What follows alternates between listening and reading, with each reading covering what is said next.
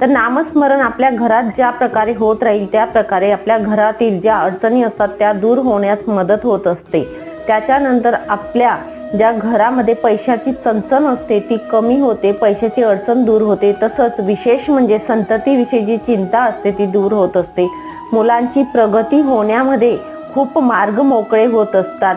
त्याचबरोबर आपल्या आयुष्यामध्ये पुढे चालून काही घडणार असेल वाईट किंवा चांगलं त्याविषयी आपल्याला महाराज जे असतात हे संकेत देत असतात।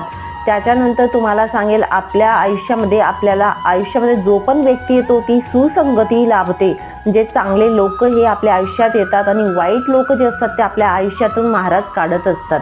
त्याच्याबरोबर आपण ग्रंथ पारायण हे अध्यात्मात गुंतत जातो।